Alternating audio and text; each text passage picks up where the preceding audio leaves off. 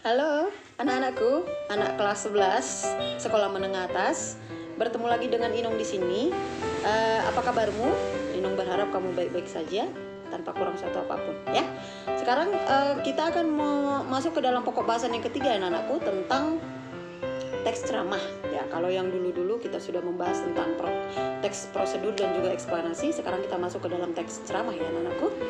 Nah, teks ceramah ini apa? Nah, jadi ceramah itu biasanya berisi pesan atau informasi yang dibuat untuk disampaikan ke tengah-tengah publik atau kepada khalayak ramai gitu ya. Jadi biasanya ceramah itu disampaikan oleh orang yang punya keistimewaan, dianggap orang punya suatu kelebihan daripada orang lain untuk menyampaikan sesuatu hal atau suatu informasi kepada tengah-tengah publik atau kepada khalayak ramai ya. Jadi ceramah itu sebenarnya merupakan bagian dari pidato ya. Jadi merupakan jenis-jenis dari pidato.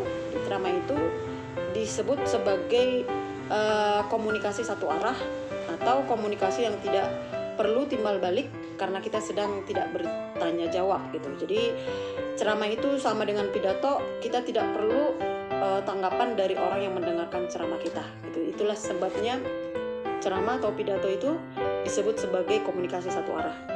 Tidak perlu timbal balik atau balasan dari apa yang kita sampaikan, itu maksudnya. Jenis ceramah ada sebenarnya dua, dibedakan. Jadi jenis ceramah itu berdasarkan fungsinya itu apa. Jadi jenis ceramah ini berdasarkan fungsi ceramah ini untuk apa saja, misalnya gitu. Jadi berdasarkan fungsinya, maka ceramah itu yang pertama adalah untuk informasi yang menambah pengetahuan, pastinya ya. Jadi biasanya ceramah itu bisa menambah pengetahuan kita tentang suatu hal yang sebelumnya tidak kita tahu menjadi kita tahu. Terus yang kedua, biasanya informasi itu mengajari pembaca atau bersifat edukatif ya. Jadi berusaha mengajari pembaca itu supaya sesuai dengan apa yang ingin disampaikan oleh penceramah. Terus yang ketiga, biasanya informasi yang disampaikan oleh penceramah itu berdasarkan fungsinya itu tadi menyenangkan pembaca atau fiksional ya, menghibur pendengar atau menghibur pembaca dari ceramah tersebut, boleh kalau dituliskan, atau menghibur pendengar yang mendengarkan ceramah tersebut menjadi senang, menjadi bersemangat, menjadi bahagia, menjadi timbul lagi kekuatan baru untuk melaksanakan kegiatan-kegiatan yang positif atau berusaha mencapai cita-cita yang ingin dicapainya gitu ya. Kalau berdasarkan kepentingannya, ceramah itu biasanya berisi informasi yang menyangkut keselamatan hidup.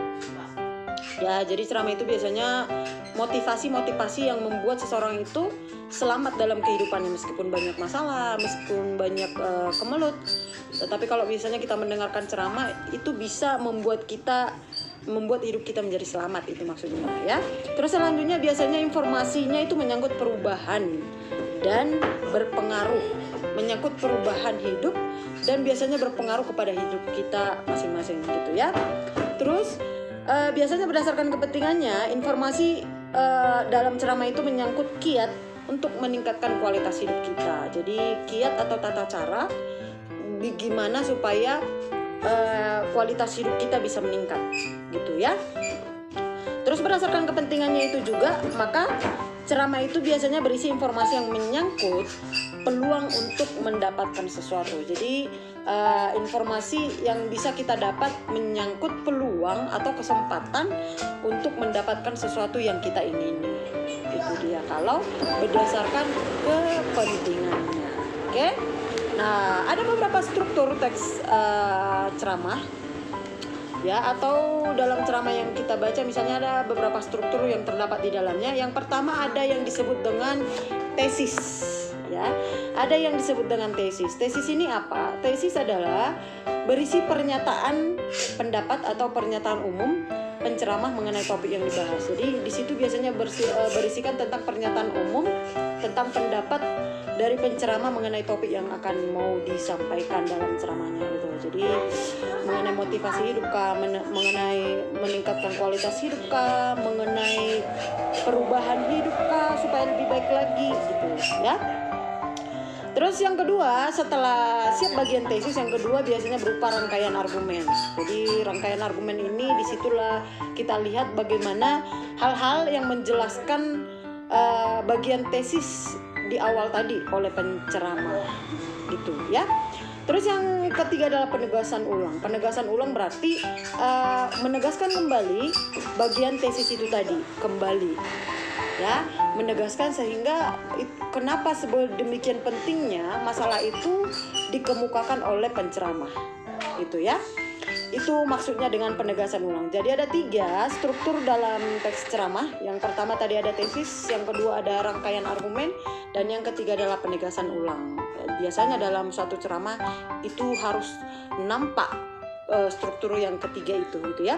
Selanjutnya adalah kaidah kebahasaan. Kaidah kebahasaan yang dipakai dalam ceramah adalah yang pertama mengandung kalimat majemuk, ya, atau kalimat-kalimat yang panjang. Jadi bukan kalimat-kalimat yang pendek, tapi kalimat-kalimat yang panjang. Itulah kenapa disebut dengan kalimat majemuk.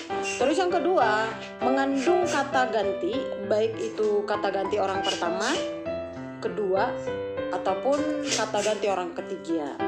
Nah, jadi yang seperti Inong bilang tadi, ceramah merupakan bagian dari pidato. Sedangkan yang kita tahu bahwa jenis-jenis pidato itu atau yang biasanya berkomunikasi satu arah itu selain dari ceramah ada khotbah, terus ada kata sambutan, ada ceramah, gitu ya, ada pidato kenegaraan, gitu ya. Nah, sedangkan metode-metode yang bisa kita pakai dalam berceramah atau berpidato, ya, ada metode yang bisa kita pakai. Yang pertama ada dengan metode impromptu atau metode serta-merta atau metode secara tiba-tiba tanpa ada persiapan. Itulah yang disebut dengan metode impromptu. Yang kedua adalah metode extemporan. Metode extemporan maksudnya adalah metode dengan menggunakan garis-garis besar, ya, dengan menggunakan garis-garis besar. Selanjutnya kamu sampaikan dengan bahasa kamu sendiri. Yang ketiga adalah metode memoriter atau metode menghafal. Jadi ceramah kamu itu kamu tulis terlebih dahulu, lalu kamu hafalkan, lalu kamu sampaikan. Terus yang keempat adalah metode naskah. Metode naskah ini adalah metode dengan membaca ceramah kamu yang sudah kamu susun, kamu tulis, lalu kamu bacakan, lalu kamu sampaikan ke tengah-tengah publik atau ke khalayak ramai. Itu dia kalau dari metode ceramah. Terus apa bedanya ceramah dengan khotbah, dengan pidato kenegaraan dan lain sebagainya, gitu ya. Dengan kata sambutan, ceramah itu biasanya lebih bersifat ke motivasi hidup, ya, lebih bersifat kepada kualitas hidup, inspirasi, sehingga membuat orang terinspirasi menjadi membuat hidup lebih baik, gitu ya. Sedangkan khotbah biasanya lebih berhubungan kepada keagamaan, tentang Tuhan, tentang nilai-nilai ketuhanan dalam hidup kita, gitu ya. Kalau pidato kenegaraan pastinya sudah kamu tahu bahwa berarti menyangkut kehidupan satu negara. Apa saja itu, misalnya ekonomi, pendidikan, sosial budaya, dan lain sebagainya. Nah, itu dulu anak-anakku sayang mengenai pokok bahasan kita kali ini tentang ceramah yang merupakan pokok bahasan kita yang ketiga, ya. Silahkan kamu simak apa yang Inong jelaskan tadi supaya kamu dapat mengerjakan tugasmu. Tugas yang Inong suruh untuk hari ini adalah kamu buat ceramah kamu sendiri. Jadi kamu bayangkan kamu itu adalah penceramah, ya. Kamu bayangkan kamu itu adalah orator. Jadi orang yang pintar berpidato itu disebut dengan orator, ya. Jadi orang yang berceramah itu disebut dengan penceramah. Jadi kamu bayangkan kamu itu adalah seorang penceramah. Lalu kamu susun ceramah kamu mulai dari bagian tesis, ya, rangkaian argumen, dan dalam penegasan ulang. Kamu susun dengan sebagus-bagusnya, ya. Lalu kamu kirimkan kepada Inong. Bisa mengambil tema apa saja ya, anak-anak. Terserah kamu. Mana tema yang menurut kamu menarik yang bisa kamu sampaikan kepada orang lain. Oke, gitu aja. Mudah-mudahan kamu tetap dalam lindungan Tuhan, anakku sayang. Tetap ikuti prokes yang dianjurkan oleh pemerintah. Doa Inong senantiasa bersamamu, ya, supaya kita tetap bahagia dan baik-baik aja, dan kelak kamu menjadi anak yang sukses dan membanggakan orang tua, Tuhan, dan guru-gurumu. Begitu dulu pertemuan kita hari ini. Sampai jumpa di pertemuan selanjutnya. Terima kasih. Waras.